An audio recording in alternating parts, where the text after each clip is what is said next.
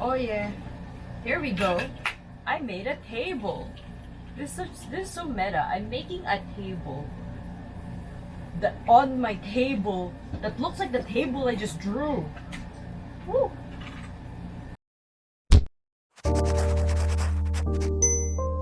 Hey guys, welcome to the channel. We finally reached the end of the year and the last plan with me for 2021. So let's get into it.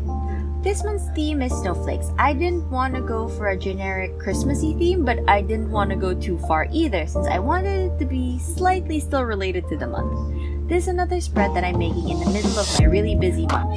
So I'm not able to make my wallpaper and I do my best to make these spreads as quickly as possible.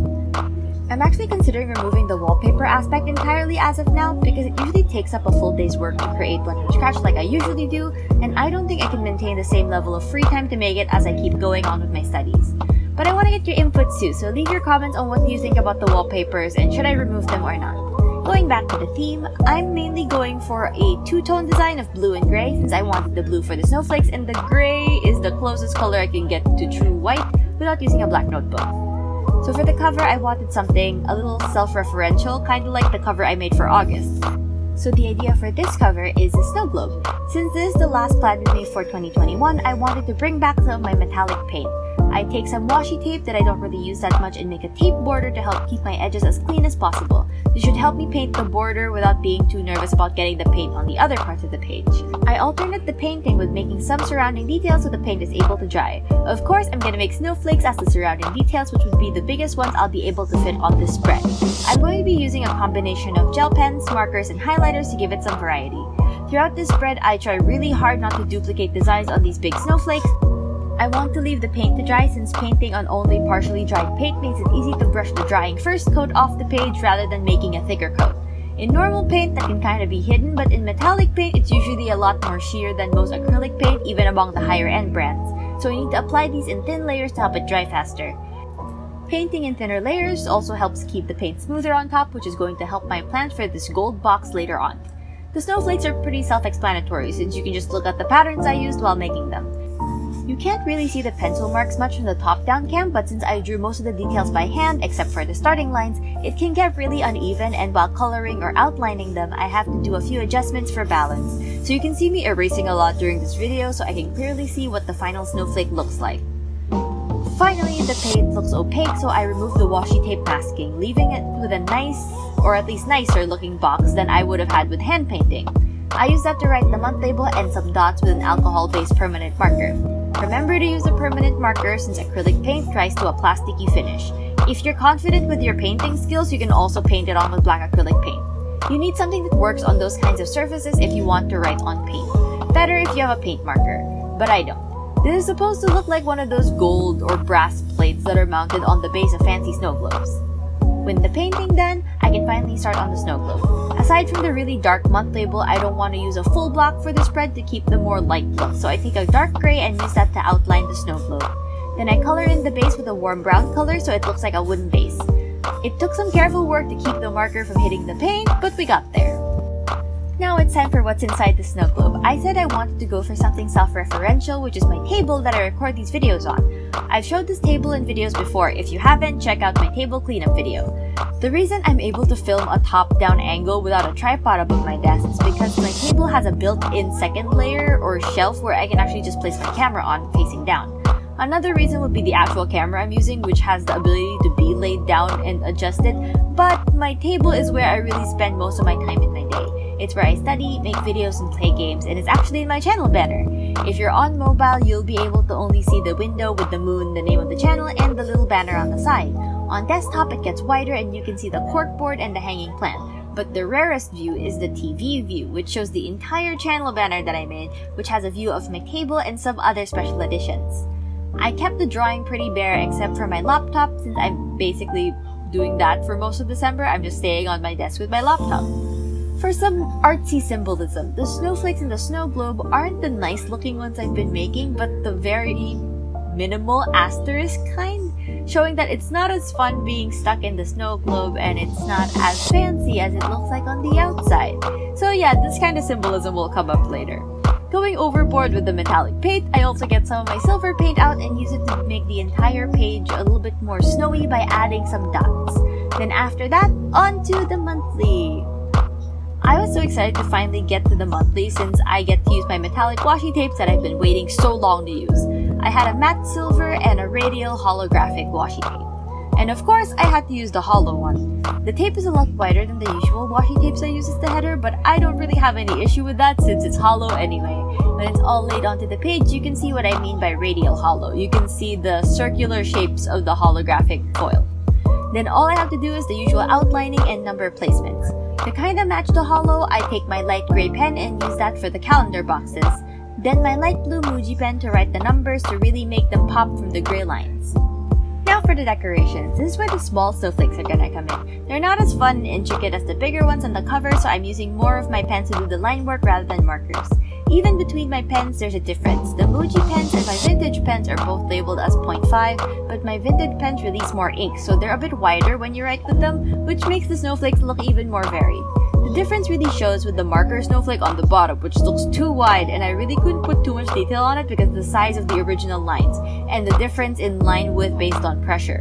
As usual, I have my color codes for my subjects and tasks, so I take this time to line them up so I can have more spatial context when I try to decorate the page more. The colors I use don't change all the time, but the association does change depending on my subjects for the semester. So I need this to help me adjust to new labels and look back at old entries to know what they actually mean. For the title, I just wrote it in my own handwriting for efficiency. Then I just add a few lines to make it look more like snowflakes.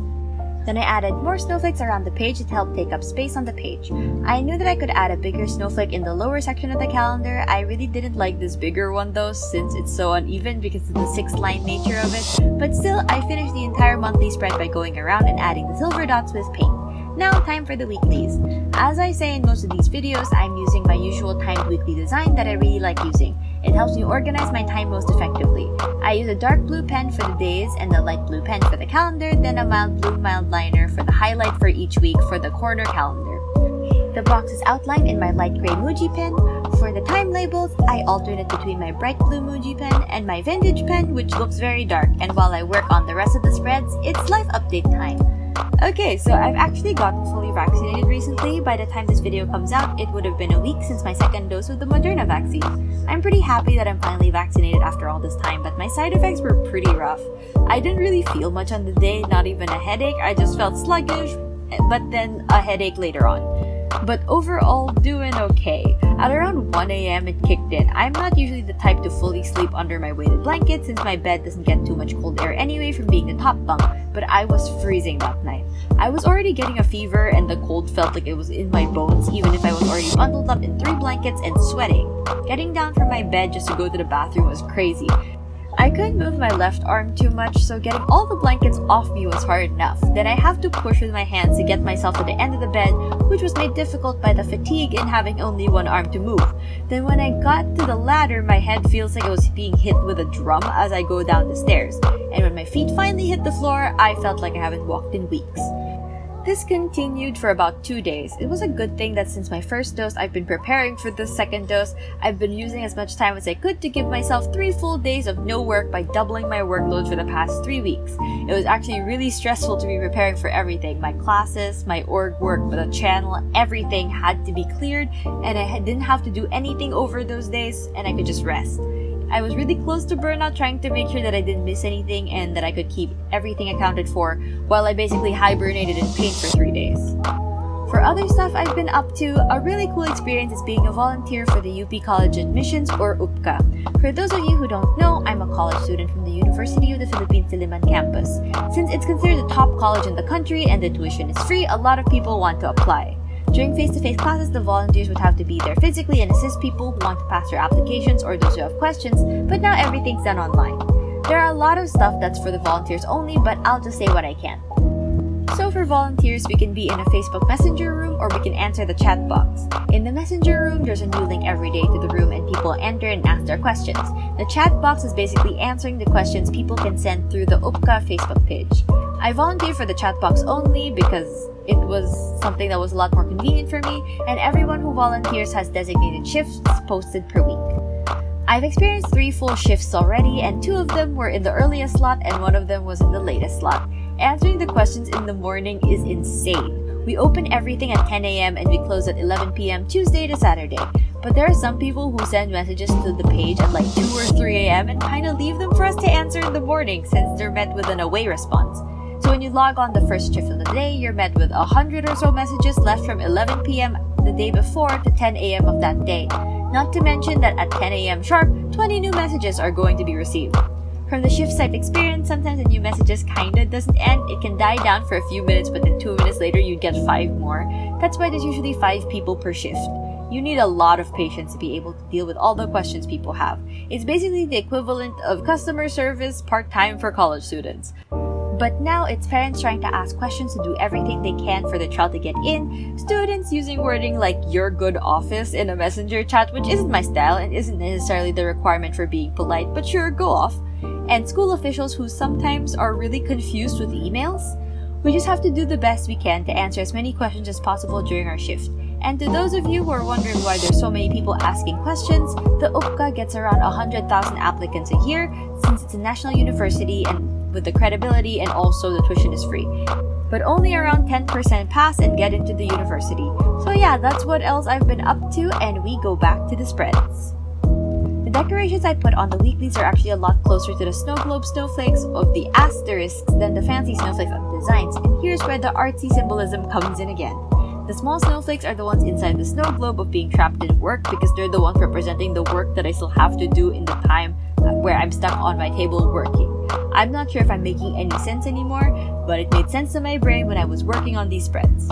At this time, I didn't really have a full sketch of the habit tracker yet, so you can see me start to sketch it out on the page. I wanted to have a tracker with a lot of space for adding the bigger snowflakes around the boxes, so this is a callback to the design I used in my April JoJo spreads. I thought that the sketching would take a lot of time, so I did that off camera. There's 6 boxes in each page, 12 boxes in total, so I take 3 different pens to outline the boxes. A light blue, a gray, and a dark blue. It takes a little bit more than going in a pattern, but I try not to make any of them too close to the same color. When doing something like this, it's a lot easier to go in one axis first than switching to another one. That's why I do horizontal lines first and all the vertical ones after. Then we go to the design portion.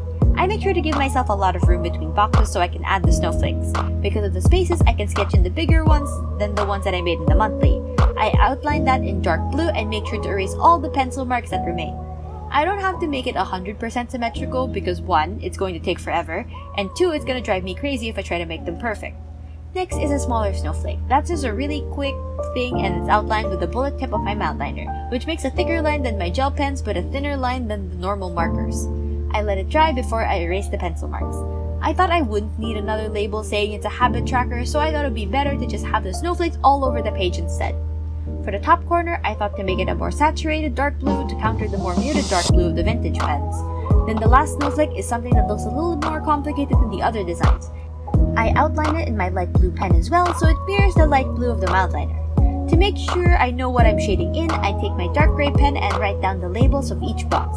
I didn't want to add too many snowflakes because I thought it would look too messy when you take into account all the dots that are going to be part of the tracker itself once it's completed, and the snow details that I add later on with silver paint. Then I'm just gonna gloss over the sleep and exercise trackers. Most of you guys already know the drill with the trackers I've been using for this entire year already. The days are written in my gray Muji, the top units are in the light blue vintage pen I have, then the box itself is the light blue Muji pen. Then I make sure I also have the color code box with the same colors. Like I did for the monthly, the labels for this one would just be in my handwriting in all caps, then I write it in a saturated dark blue. I sketch out all the snowflakes I want to have on the page. There are some designs that are similar to each other, but I really try my best not to duplicate a design. There are a lot of designs that I wanted to do, but these were just too small to be able to execute those nicer looking designs. For most of these, I'm mostly gonna be using the pens instead of my markers since they're so small that using a thicker pen would make the details disappear. I used every blue pen I had on my desk to be able to create enough different colors so the spread doesn't look flat. Then of course, I go through my usual erasing of the original sketches and adding the silver paint. So here are the finished spreads. I hope you guys like my spreads for the month and my bullet journal for the year. I'll be doing a part 2 flip through soon with the spreads I've made in this green journal and to prepare for the new year of bullet journaling ahead. What do you guys think of the spreads? Any suggestions for monthly themes? Leave them in the comments below. If you found this video interesting, hit the like button. If you want to see more videos like this from me, then hit the subscribe button and the bell to know when a new video is out. I try to upload every week, Monday nights at 8. I guess that's all for this video. Bye guys!